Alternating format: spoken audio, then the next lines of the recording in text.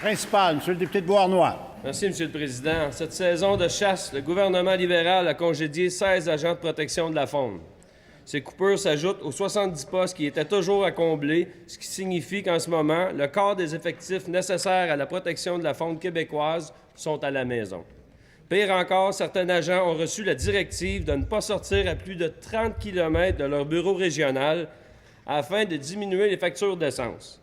Non seulement cette décision met en péril la sécurité des citoyens en forêt, mais elle ouvre toute grande la porte à un festival du braconnage au Québec au cours des prochains mois.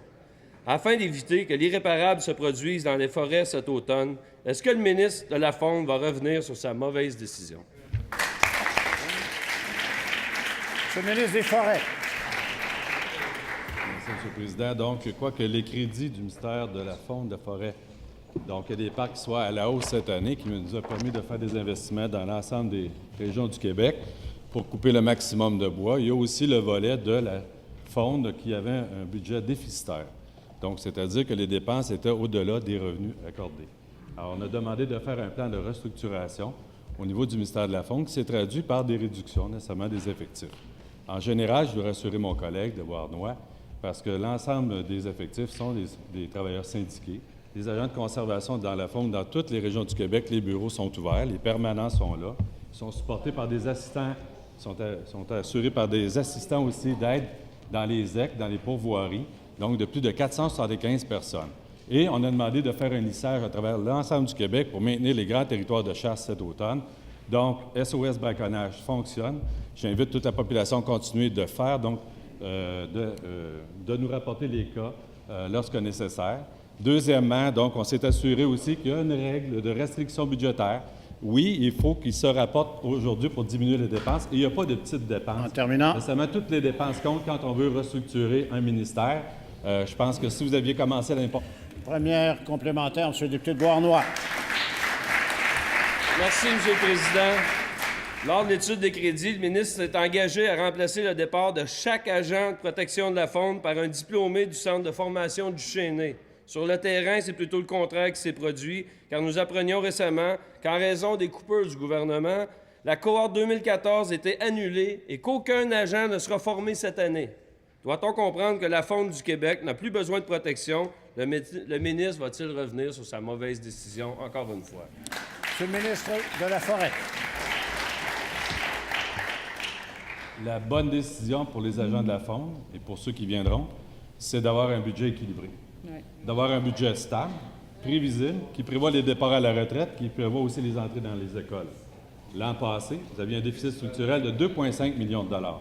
Je veux rassurer la population du Québec, on travaille à ce plan de redressement-là, s'assurer une sécurité à travers toutes les régions du Québec.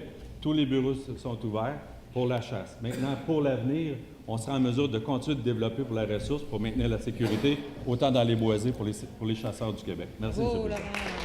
Deuxième complémentaire, Monsieur le député de Beauharnois.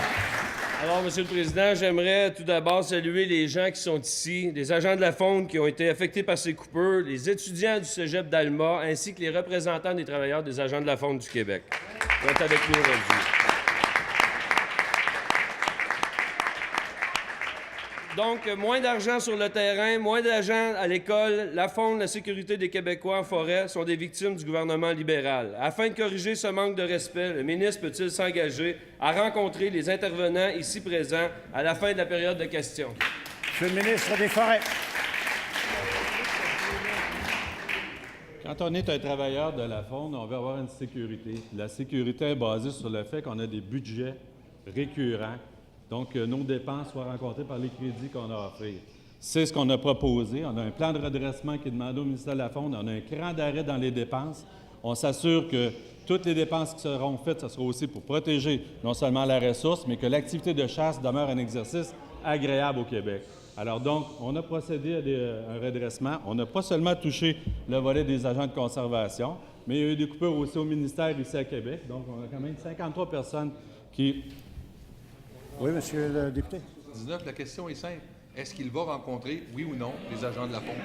Est-ce qu'on pourrait éviter... Est-ce qu'on pourrait avoir la perspication? Monsieur le député de Verchères, j'aimerais entendre la fin de la réponse. Après ça, on pourrait compter. Je pense que la question était bien posée, M. le Président.